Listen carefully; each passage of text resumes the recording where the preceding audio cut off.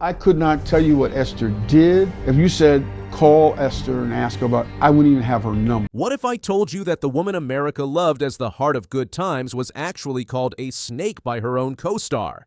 What if the actress who fought for dignity on screen was creating chaos behind the cameras? Today, we're talking about the shocking truth about Esther Rolle, and trust me, this story will change everything you thought you knew about Good Times. It's the early 1970s, and TV executives want to create a show about a single black mother struggling in the inner city. Sounds familiar, right? But here's where it gets interesting. Esther Rolle said no. She refused to play another broken family stereotype. She demanded something that would shake up the entire show, a father figure. This wasn't just a suggestion, it was an ultimatum. Either the family gets a dad, or she walks away. And guess what? They gave in. This one decision created James Evans, played by John Amos. But here's the twist. This wasn't just about better representation, this was Esther Rolle's first power move. And it wouldn't be her last. Now here's where things get really juicy. Once Good Times started filming, Esther didn't just want to act, she wanted to control everything. And I mean everything. Casting decisions, she wanted approval. Script changes, she had to sign off. Other actors' storylines, she needed input. One of the first major clashes happened during casting. The producers wanted to hire Jeanette Dubois to play Willona. But Esther? She hated this choice. She fought against it, but the producers hired Jeanette anyway. From that moment on, tension filled the set. Two professional actresses who could barely stand each other, forced to work together every single day. Can you imagine the awkwardness? But here's the crazy part. This was just the beginning. Remember dy-no-mite? Of course you do.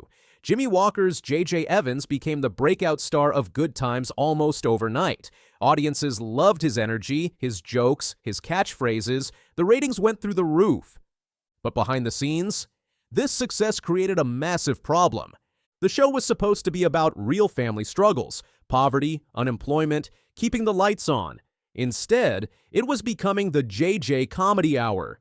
Every episode started revolving around his antics while the serious messages got pushed aside. John Amos, who played the father, was furious. He believed the show was betraying its original mission. Instead of showing the strength of black families, it was turning into a joke fest. And Esther, she was equally upset. This wasn't the dignified family portrait she had fought for. But here's where it gets interesting. She was about to face an even bigger battle. The tension kept building. John Amos wouldn't stop complaining about the direction of the show.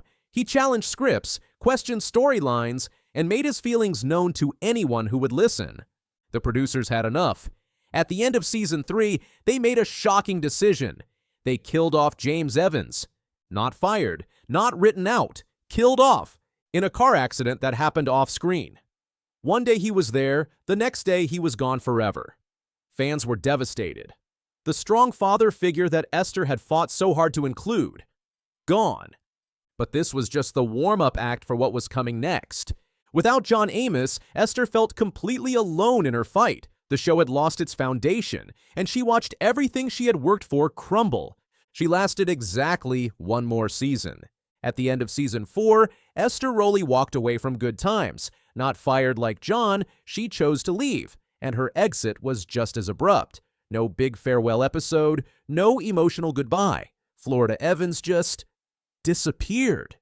The show that started with her demands for a complete family now had no parents at all. Here's where this story takes a dark turn. For decades, people saw Esther Rolle as a hero, the actress who stood up for positive representation and family values. But people who actually worked with her tell a very different story. Jimmie Walker reportedly called her a snake. Cast members described working with her as walking on eggshells. Writers had to rewrite entire scenes just to avoid arguments with her. But was she really that bad? Or was she just a woman trying to maintain control in an industry that didn't want to listen to her? Multiple insiders say she was impossible to work with. She demanded approval over everything, created tension on set, and made collaboration nearly impossible. Some actors were afraid to speak up because they didn't want to get on her bad side. Others felt their roles were being reduced because they couldn't meet her standards or fit her vision. By season 5, the show was falling apart. Without both parents, Good Times lost its heart. They tried bringing in new characters, Moses Gunn as Carl Dixon, even a young Janet Jackson as Penny, but nothing worked. The ratings were dropping. The chemistry was gone. The magic had disappeared. So they did something desperate. They begged Esther to come back. And she agreed, but with conditions. Higher pay, more script control, and limits on JJ's storylines. She was essentially demanding even more power than before. She returned for the final season, but it was too late. The damage was done. The audience had moved on. The show ended quietly in 1979 with no fanfare, no special farewell, no celebration. So what's the truth about Esther Rolle? Was she a principled actress fighting for dignity, or a controlling diva who destroyed her own show? Maybe she was both. Think about it. She was a black woman in 1970s Hollywood fighting for better representation in an industry that rarely listened to people who looked like her. Maybe her controlling behavior was actually her trying to protect something important. But here's what we know for sure. Her methods didn't work.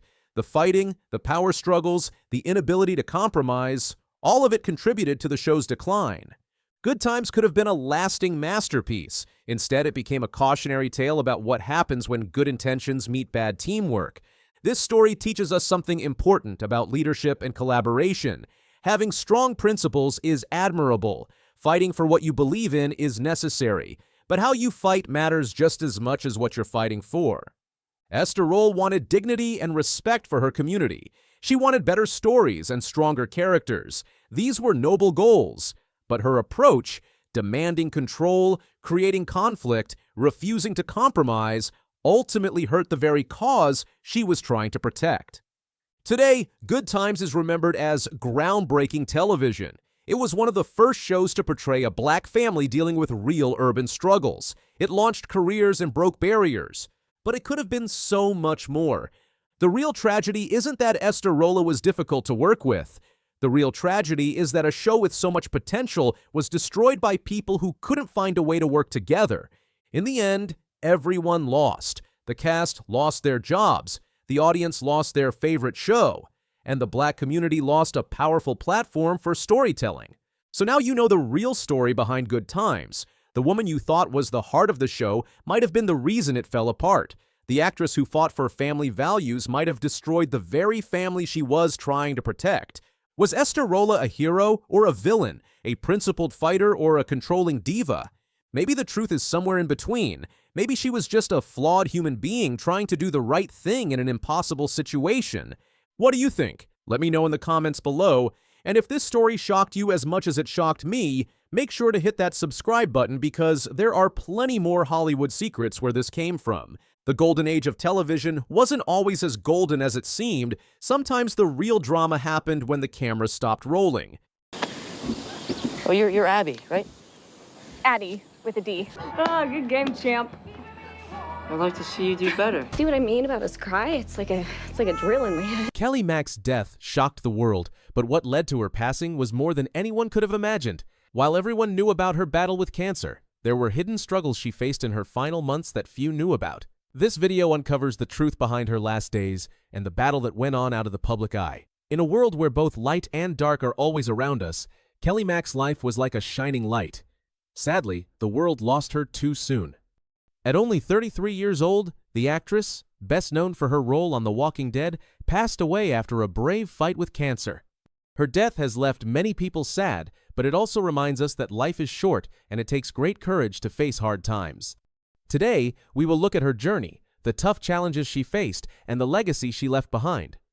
Kelly's rise to fame was truly amazing. She was born in Cincinnati, Ohio, and had a natural curiosity and love for telling stories.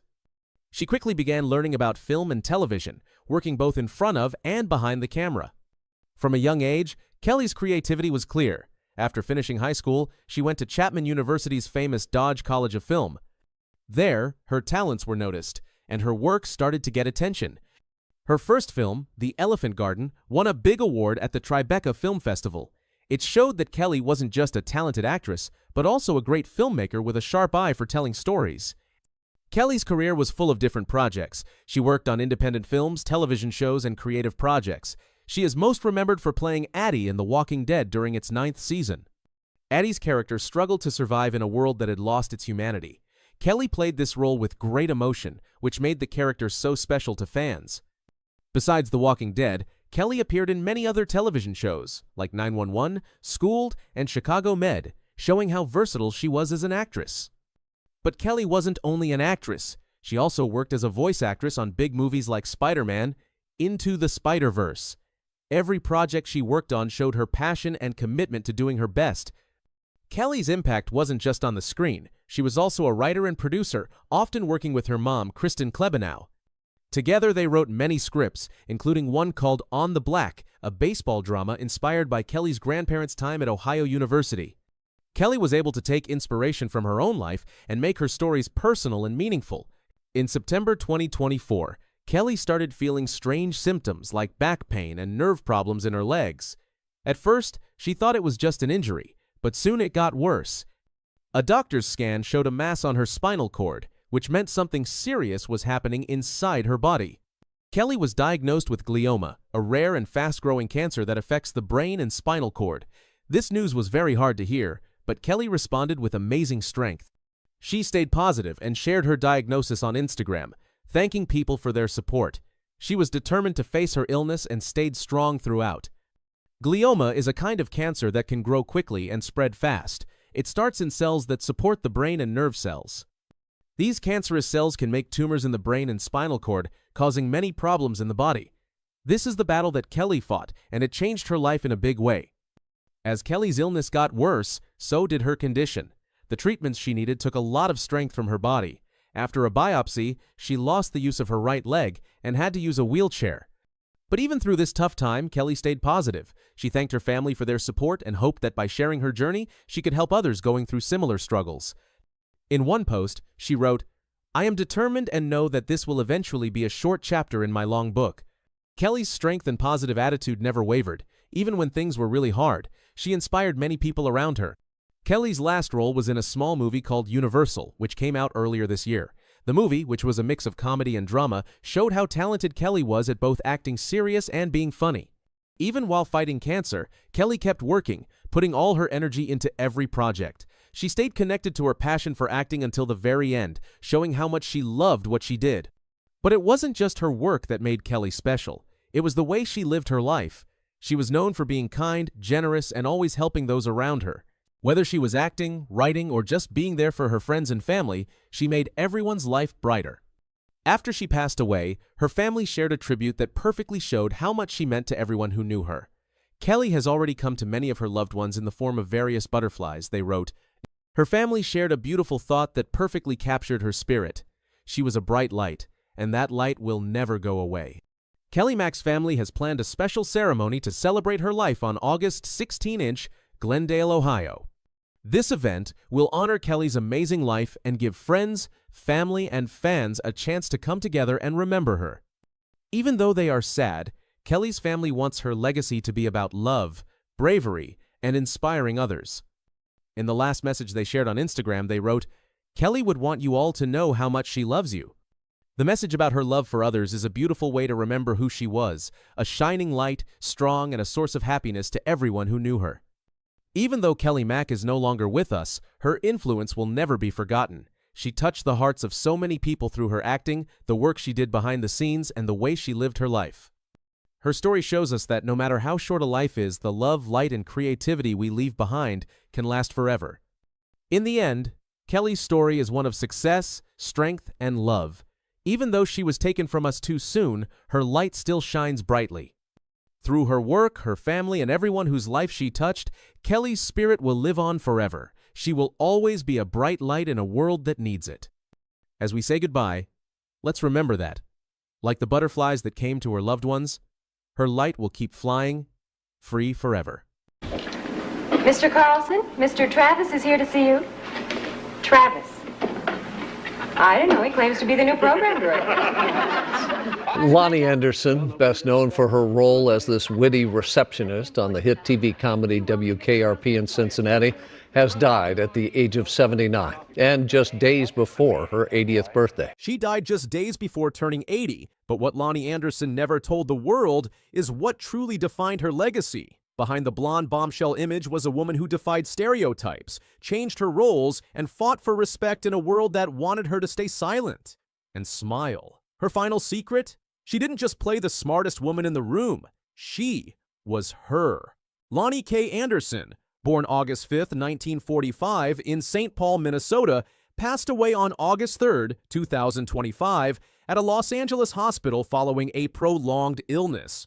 Her family released a statement saying, "We are heartbroken to announce the passing of our dear wife, mother, and grandmother." The daughter of an environmental chemist father and model mother, Anderson's early life seemed destined for something beyond her Minnesota roots. Few knew that her father had initially planned to name her Leilani, but changed it to Lonnie after realizing the potential for teenage teasing. This early decision reflected the careful image management that would later define her career. After finishing as runner-up in the 1964 Miss Minnesota pageant while studying art at the University of Minnesota, Anderson's first marriage to Bruce Hasselberg produced her daughter Deidre, but ended quickly. Her acting ambitions remained strong despite this early setback in her personal life. Anderson's journey to Hollywood began in 1975 when she moved to Los Angeles with her second husband, Ross Bickle. Though naturally dark-haired, Anderson made the calculated decision to dye her hair platinum blonde, a transformation that would become her trademark. She later revealed, "I loved being a brunette. It was exotic. People weren't quite sure what nationality I was. There was a mystery. When acting, I could be the bad lady." Her acting debut actually came years earlier, with a small role in the 1966 film Nevada Smith starring Steve McQueen, but substantial roles remained elusive for nearly a decade. Early television appearances on shows like SWAT, Policewoman, and Barnaby Jones gave her valuable experience, but stardom remained just out of reach. She even auditioned for the role of Chrissy Snow on Three's Company, but was deemed too beautiful, too savvy by John Ritter, who said no one would believe she couldn't live in her own apartment. Everything changed in 1978 when Anderson was cast as Jennifer Marlowe on WKRP in Cincinnati. However, what few people know is that she initially turned down the role. "I went in and sat on my little soapbox and said, I don't want to play this part because she's just here to deliver messages and is window dressing," Anderson revealed. This bold stance led to a character redefinition that would make television history. The show's creator, Hugh Wilson, listened to her concerns and asked, "Well, how would you do it?" Their collaboration transformed Jennifer into what Anderson described as someone who looked like Lana Turner and be the smartest person in the room. Wilson reportedly hired her after seeing a poster of her in a red swimsuit, reminiscent of Farrah Fawcett's famous poster. He later said Anderson got the role because her body resembled Jane Mansfield's, and she possessed the innocent sexuality of Marilyn Monroe. As the blonde, high-heeled receptionist, Jennifer routinely deflected unwanted business calls for her boss, Mr. Carlson, while keeping the chaotic station running smoothly. Her performance earned Anderson 2 Emmy nominations and 3 Golden Globe nods during the show's 1978 to 1982 run. Anderson's rising popularity led her to walk out during the 1980 summer hiatus, demanding a substantial salary increase. Her power move worked, demonstrating her business acumen matched her on-screen character's intelligence. This success came with a significant female following that appreciated seeing a blonde bombshell portrayed as the competent problem solver rather than a ditzy stereotype. Anderson's relationship with Burt Reynolds began in 1981 when they met on The Merv Griffin Show while she was still married to Bickle, and Reynolds was involved with actress Sally Field. They later starred together in Stroker Ace, 1983, and married in 1988 at Reynolds' 160-acre ranch in Jupiter, Florida, becoming tabloid fixtures. During the ceremony, he presented her with a 7-carat canary yellow diamond surrounded by smaller white diamonds. Anderson later reflected, "I think back to the beginning of our relationship, it was so, oh gosh, tabloidy. We were just a spectacle all the time, and it was hard to have a relationship in that atmosphere." Their marriage produced their son Quentin Reynolds through adoption, but ended in a contentious 1994 divorce that became one of Hollywood's nastiest. Reynolds served her with divorce papers in June 1993 and publicly accused her of cheating and being unfit to raise their son. She countered that he was the unfaithful one, addicted to painkillers, and had abused her. Reynolds told reporters, "I'm very happy that we were able to sell papers for a year and a half. Why that doesn't translate into money, I don't know. I'm glad America is curious about us." What many don't realize is that despite their public feuding, Anderson later revealed, "We were friends first and friends last." She told Closer Weekly in 2019, "We have this wonderful child together. Having a son was a big event in our lives, and so everything revolved around him." The financial entanglements from their divorce weren't fully resolved until September 2015, when Reynolds finally wrote Anderson a check for $154,520. After the divorce, Anderson attempted to join Reynolds on his sitcom Evening Shade, but network executives preferred Marilu Henner. She was also offered a role to replace Delta Burke on Designing Women in 1991, but the network refused to meet her salary requirements. In 1995, Anderson published her autobiography, My Life in High Heels, which she described as being about the growth of a woman who survives. She told the Associated Press, "I think if you're going to write about yourself, you have to do it warts and all. You may not even tell the nicest things about yourself because you're telling the truth." The book became a New York Times bestseller. Throughout the 1980s and 1990s, Anderson took on various roles that showcased her versatility. She was teamed with Linda Carter in the television series Partners in Crime, 1984, and starred in the short-lived comedy Easy Street, 1986 to 1987. She portrayed doomed Hollywood sex sirens in 2 television films, The Jane Mansfield Story, 1980, opposite a young Arnold Schwarzenegger, and White Hot: The Mysterious Murder of Thelma Todd, 1991. Anderson's voice work included the role of Flo in the animated film All Dogs Go to Heaven, 1989, and she appeared in the comedy film A Night at the Roxbury, 1998, with Will Ferrell and Chris Kattan.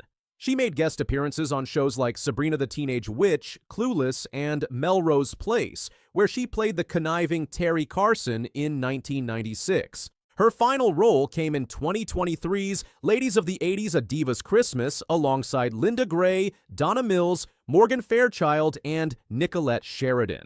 Following her death, Fairchild wrote, "I am heartbroken to hear of the passing of the wonderful Lonnie Anderson, the sweetest, most gracious lady. I'm just devastated to hear this." Despite being typecast as a sex symbol, Anderson embraced this aspect of her career while fighting for substantive roles. "I never thought I would be Lonnie Anderson's sex symbol, but I embrace it. I think I was lucky enough to have been able to play so many different things, and sex symbol was a part of it.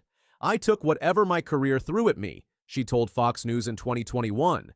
Behind the glamorous facade, Anderson's manager of 30 years, Steve Sauer, revealed another side of her.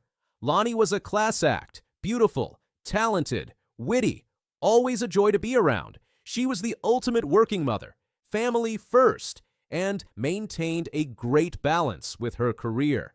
She and I had wonderful adventures together that I shall forever cherish.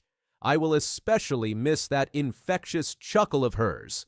After her contentious divorce from Reynolds, Anderson found lasting happiness in her 4th marriage to Bob Flick, a founding member of the 1960s folk group The Brothers Four, in 2008. Interestingly, they had first met 45 years earlier before reconnecting later in life. While many Hollywood tributes poured in after her death, perhaps the most touching came from actress Barbara Eden, who wrote, "Like many, I am absolutely stunned and heartbroken. Our friendship has spanned many years, and news like this is never easy to hear or accept. What can I say about Lonnie that everyone doesn't already know? She was a real talent with razor-smart wit and a glowing sense of humor. But even more than that, she had an impeccable work ethic. Even beyond that, Lonnie was a darling lady and a genuinely good person.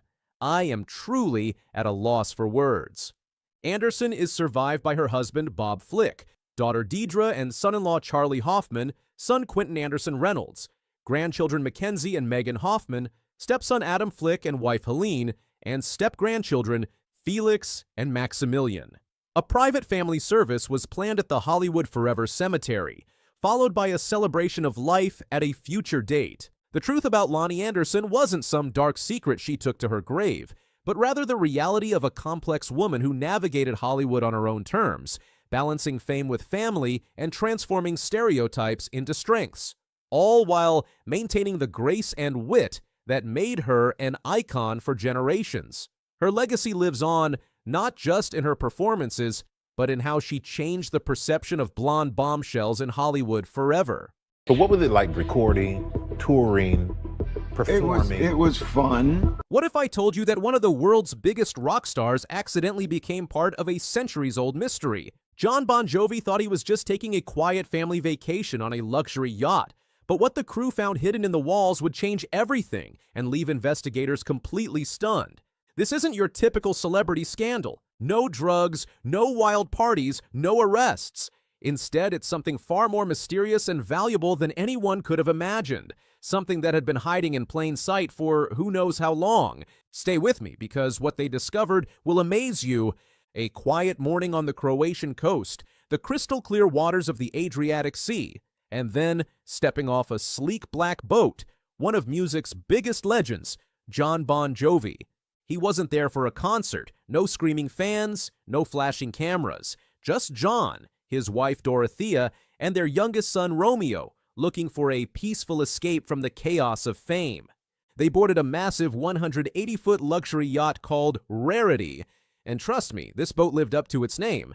5 huge decks, multiple lounges, rooms for 12 guests, and a price tag of $280,000 per week. This was floating luxury at its finest. John looked relaxed, just a regular dad in a black t-shirt and shorts. The locals noticed him, sure, but he kept things low-key. No big security team, no special treatment. Just a family wanting some peace and quiet on the beautiful Adriatic Sea. For the first few days, everything was perfect. The yacht was like a floating paradise. John would wake up early, grab his coffee, and just stand on the deck watching the sunrise. Dorothea would join him, and they'd sit together in comfortable silence, taking in the incredible views. Their son Romeo was having the time of his life with all the water toys, paddleboards, underwater scooters, you name it. The family kept things simple. Good food, beautiful scenery, and quality time together. No phones, constantly buzzing with business calls, no packed schedules. They cruised past gorgeous islands, watched dolphins play in the waves, and enjoyed quiet dinners under the stars. For a rock star who's used to performing in front of thousands of people, this was exactly what he needed. The crew noticed how different John was from other celebrity guests. He learned their names, said good morning to everyone, and treated them with respect. Just a down-to-earth guy enjoying time with his family. But on the third day, something changed. It started small. A weird metallic sound at night, something that didn't quite fit. You know how sometimes you hear a noise in your house and think, that's not normal? That's what happened on the yacht. One of the engineers was doing routine checks when he noticed something odd. A maintenance panel that was slightly open when it should have been closed. Behind it, cables looked normal, but there was something else. Something that definitely didn't belong. There was a wooden panel that looked completely out of place. It was older, rougher than everything else on the yacht, like someone had added it after the boat was built. The crew started whispering among themselves. This wasn't supposed to be there. They checked the yacht's records. No mention of any modifications in that area. Nothing. Meanwhile, John and his family had no idea anything was happening.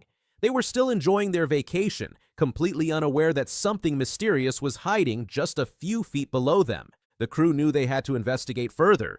What happened next will give you chills. When the crew carefully removed that wooden panel, they found a hidden space about the size of a small suitcase. And inside that space was something incredible. They pulled out a wooden object about 2 feet tall, wrapped in old yellowed cloth that crumbled when they touched it. As they unwrapped it, they couldn't believe their eyes. It was a hand-carved religious statue, not some modern decoration. This thing was old, like centuries old. The surface was dark with age, decorated with worn gold leaf, and covered in script that none of them could read. This wasn't just any old statue, this was a piece of history. The crew was stunned. How did a centuries-old religious artifact end up hidden in the walls of a modern luxury yacht? And more importantly, was it legal? The yacht's captain knew this was serious. He contacted experts on land without telling John and his family what was happening. Can you imagine? One of the world's biggest rock stars is relaxing on deck while historians are examining a mysterious ancient artifact just below him. A maritime expert from Split, Croatia, examined photos of the statue. His assessment was mind-blowing. This was authentic 18th century religious art, probably from between 1690 and 1730. The carving style, the materials, the wear patterns, everything checked out. But here's where it gets even more interesting. The expert found old church records that mentioned a coastal parish that used to exist, but was destroyed by storms in the 1800s. That same parish once owned similar statues used to bless fishermen before they went out to sea.